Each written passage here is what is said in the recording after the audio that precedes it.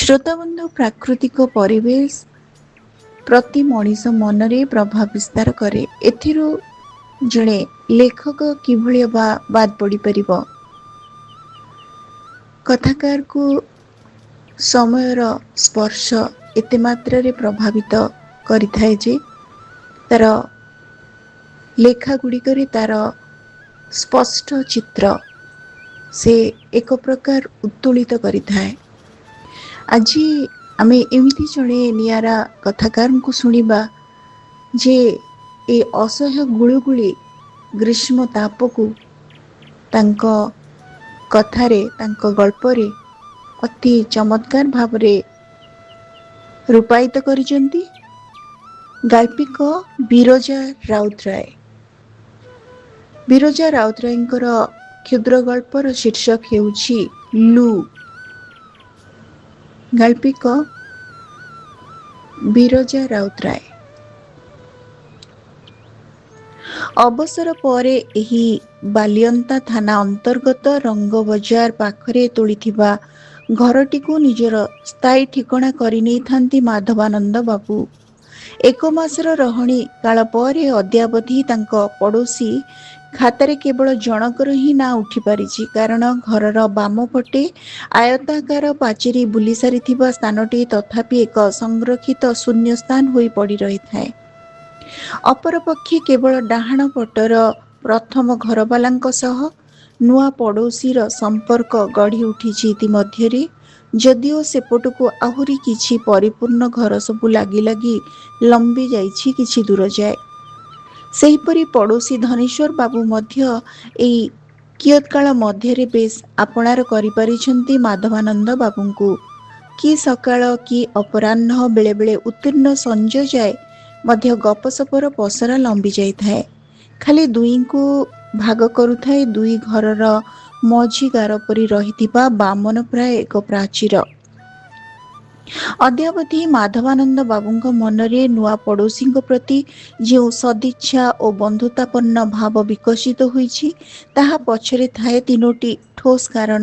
ପ୍ରଥମଟି, ଦୁହେଁ ଥିଲେ ରାଜ୍ୟ ସରକାରଙ୍କ ସେବାନିବୃତ୍ତ ସରକାରୀ କର୍ମଚାରୀ, ଯଦିଓ ଦୁହିଁଙ୍କ ଅବସର ସମୟ ଭିତରେ ଥାଏ ଏକ ସୁସ୍ପଷ୍ଟ ବ୍ୟବଧାନ।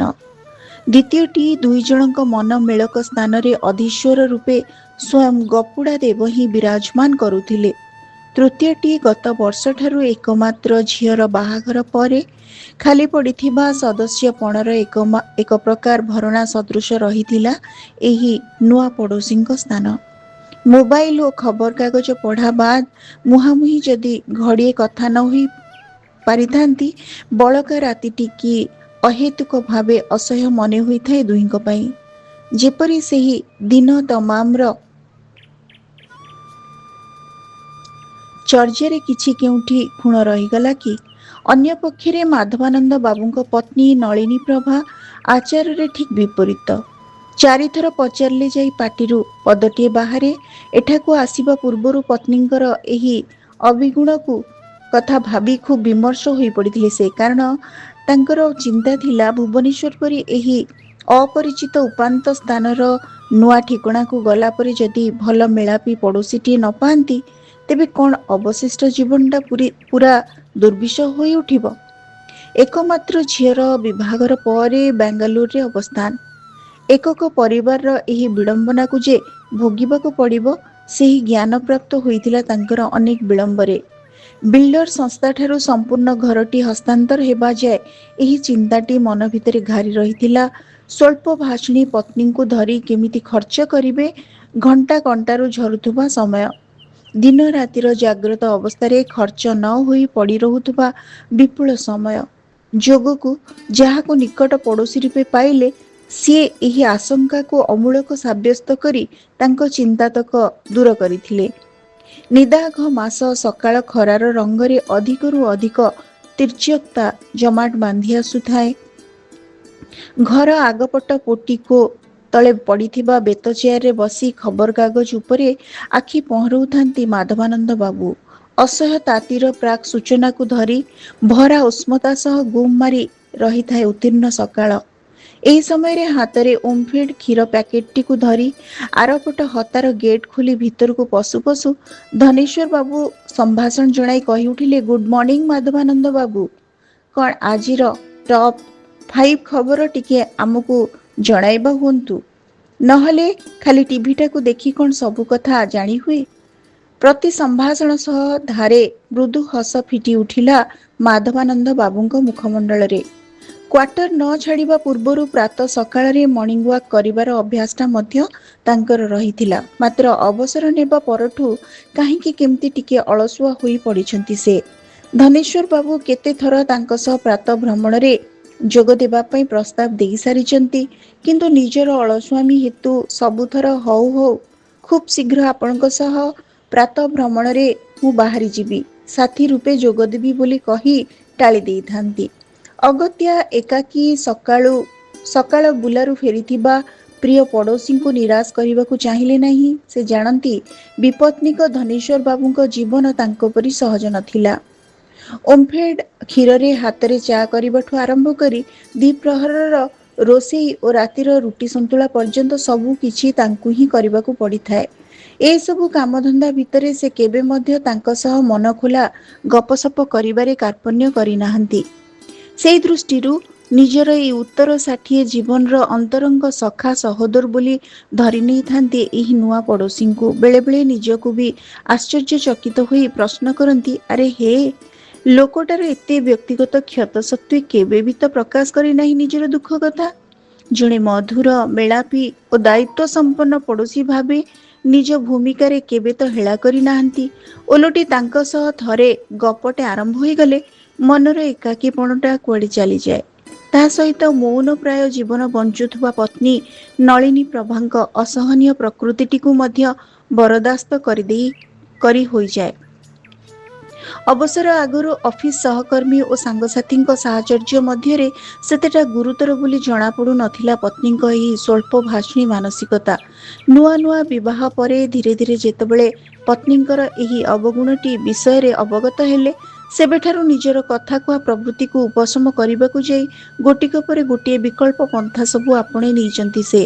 ଯେପରି ସନ୍ଧ୍ୟାରେ ପରିବା କିମ୍ବା ସୌଦାପତ୍ର କିଣାର ବ୍ୟାଗ୍ ସହ ରୀତିମତ ଅଫିସର୍ସ କ୍ଲବରେ 2 ଘଣ୍ଟା କଟେଇବା, ବଡ଼ି ସକାଳ ମର୍ଣ୍ଣିଂ ୱାକ୍ ଯାଇ ଫେରିବା ସମୟରେ ଓମଫେଡ୍ ପାର୍ଲରରେ ଚା ପାନ ସହ ଖଟି କରିବା ଇତ୍ୟାଦି। ଏହିସବୁ ଅଭ୍ୟାସ ଗୁଡ଼ିକ ପରୋକ୍ଷ ଭାବେ ତାଙ୍କ ପ୍ରବୃତ୍ତିଗତ ଆବଶ୍ୟକତାର ଭରଣା କରିଥାନ୍ତି। ତେବେ ଧନେଶ୍ୱର ବାବୁଙ୍କୁ ଆଗ୍ରହର ସହ ଖବରକାଗଜର ପ୍ରଥମ ପୃଷ୍ଠା ପାଖରେ ଯାଇ ପଢ଼ି ବସନ୍ତେ ସେପଟୁ ଶୁଣାଇ ବସିଲେ ଧନେଶ୍ୱର ବାବୁ, ଆରେ ଆପଣଙ୍କୁ ମୁଁ ଏପର୍ଯ୍ୟନ୍ତ ବଡ଼ କଥାଟି କହିନାହିଁ। ଉତ୍ସୁକତାର ସହ ଚାହାଣୀରେ ହାତରେ ଧରିଥିବା କାଗଜ ଉପରୁ ମୁହଁ ଉଠେଇ ଚାହିଁଲେ ମାଧବାନନ୍ଦ ବାବୁ। ଆରପଟୁ ମୁହଁରେ ସେପରି କୌଣସି ଉତ୍ସାହିତ ହେବା ପରି ମନୋଭାବ ନ ଖେଳେଇ କଥା ଫିଟେଇଲେ ଧନେଶ୍ୱର ବାବୁ। ସବୁ ଥର ଖରା ଛୁଟି ହେଲେ ଏଇ ଏକମାତ୍ର ନାତୁଣୀକୁ ଧରି ପୁଅ ବୋହୂ ଚାଲି ଆସିଥାନ୍ତି ଏଠାକୁ। ରଜ ପରେ ଯାଇ କଲେଜ ଖୋଲିଲେ ଫେରିଥାନ୍ତି। ପାଖାପାଖି ମାସେ କାଳ ମୋର ଏ ଶୂନ୍ୟ ଘରଟା କୋଳାହଳରେ ପୂରି ଉଠେ। ମନେ ମନେ ଭାବିଥିଲି ସେମାନେ ଆସିଲେ ପ୍ରଥମ ଦିନରୁ ଆପଣଙ୍କ ଘର ଆଡ଼େ ନେଇ ଚିହ୍ନା ପରିଚୟ କରେଇଥାନ୍ତି। ହେଲେ କାଲି ରାତିରୁ ପୁଅ ଫୋନ୍ କରି ପ୍ରୋଗ୍ରାମଟାକୁ ପୁରା ଓଲଟେଇ ଦେଇଛି। ଏଇ ଛୁଟି ଅବକାଶରେ ନାତୁଣୀ କମ୍ପ୍ୟୁଟରରେ ସମର କୋର୍ସ କରିବ, ତେଣୁ ମୋତେ ଯିବାକୁ ପଡ଼ିବ ତାଙ୍କ ପାଖକୁ। ଏଣେ ନ ଗଲେ ନ ଚଳେ। ସ୍ୱର୍ଗୀୟା ପତ୍ନୀଙ୍କ ଶ୍ରାଦ୍ଧଟା ଏଇ ମଝାମଝି ସମୟରେ ପଡ଼େ। ପ୍ରତିବର୍ଷ ଏଠି କରୁ, ଏଥର ତା କ୍ୱାର୍ଟରରେ ହେବାର ଯୋଗ ଅଛି। ଏକ ସଂକ୍ଷିପ୍ତ ଦୀର୍ଘଶ୍ୱାସ ସହ କଥାର ଯବନିକାକୁ ଶେଷରେ ଭାଗ୍ୟ ହାତକୁ ଠେଲି ମଝି ପାଚେରୀ ପାଖରେ ହାତକୁ ଭରା ଦେଇ ଛିଡ଼ା ହୋଇ ରହିଥାନ୍ତି ଧନେଶ୍ୱର ବାବୁ। ଆଜି ସନ୍ଧ୍ୟା ବସ୍ ଧରି ମୋତେ ଯିବାକୁ ହେବ ଭବାନୀପାଟଣା। ଆସୁ ଆସୁ ପ୍ରାୟ ରଜ ଶେଷ ହୋଇଯିବ। ସେ ଯାଏ ଆମ ଦୁହିଁଙ୍କ ଭେଟଘାଟ ସ୍ଥଗିତ ରହିଲା ବୋଲି ଜାଣ। ପାଚେରୀ ପାହିଆ ଉପରେ ରଖିଥିବା କ୍ଷୀର ପ୍ୟାକେଟଟିକୁ ଗୋଟିଏ ହାତରେ ଉଠାଇ ଘର ଆଡ଼େ ବାହାରି ଯିବାକୁ ଉଦ୍ୟତ ହେଉ ଆଉ ଥରେ ମନେ ପକାଇ ଦେବା ପରି କହି ଉଠିଲେ ଧନେଶ୍ୱର ବାବୁ, ଆପଣ ମୁଖ୍ୟ ଖବର ଶୁଣେଇଥାନ୍ତେ ପରା। ସକାଳର ଖଇ ରଙ୍ଗ ପରି ସଫା ଆଲୁଅରେ ସତେଜ ଲାଗୁଥିବା ମାଧବାନନ୍ଦ ବାବୁଙ୍କ ମୁହଁଟା ସହସା ଦିଶି ଉଠିଲା ଉଦାସୀନତାର ଓଦା ରଙ୍ଗରେ ମଳିନ। ସଖା ଓ ଭରସା ତୁଲ୍ୟ ତାଙ୍କର ଏହି ଅବସର ପରର ଜୀବନ ପରିଧିରେ ଆସିଥିବା ପ୍ରିୟ ପଡ଼ୋଶୀଙ୍କର ଏପରି ଉଭାନ ହୋଇଯିବାକୁ ଥିବାର ଖବର ହତୋତ୍ସାହ ଭରି ଆଣୁଥିଲା ତାଙ୍କ ମନ ଭିତରେ। ହାତରେ ଧରିଥିବା ଖବରକାଗଜଟିକୁ ସେହିପରି କୁଣ୍ଠିତ ହୋଇ ଚାହିଁ ରହିଥାନ୍ତି। ତାଙ୍କର ଦୁଇ ଆଖି କେବଳ ଗୋଟିଏ ଖବରର ଶିରୋନାମା ପାଖରେ ସେହିପରି ଅଟକି ରହିଯାଇଥାଏ।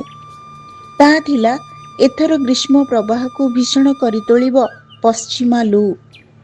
ପ୍ରିୟ ପଡ଼ୋଶୀଙ୍କର ଏହି ଅନୁପସ୍ଥିତି ଆଗତ ଲୁ ପରି ଏବେଠୁ ସାଂଘାତିକ ମନେ ହେଉଥାଏ ମାଧବାନନ୍ଦ ବାବୁଙ୍କୁ। ଶ୍ରୋତାବନ୍ଧୁ, ଆମେ ଶୁଣୁଥିଲେ ଏକ ପ୍ରତୀକାତ୍ମକ କ୍ଷୁଦ୍ର ଗଳ୍ପ, ଯାହାର ଶୀର୍ଷକ ଥିଲା ଲୁ। ଗାଳ୍ପିକ ବିରଜା ରାଉତରାୟ। ଆଜିର ଏହି ଅଡ଼ିଓଟି ଆପଣମାନଙ୍କୁ କେମିତି ଲାଗିଲା? ଆପଣମାନଙ୍କ ମତାମତ ଅପେକ୍ଷାରେ ରହୁଛି। ଅନେକ ଧନ୍ୟବାଦ।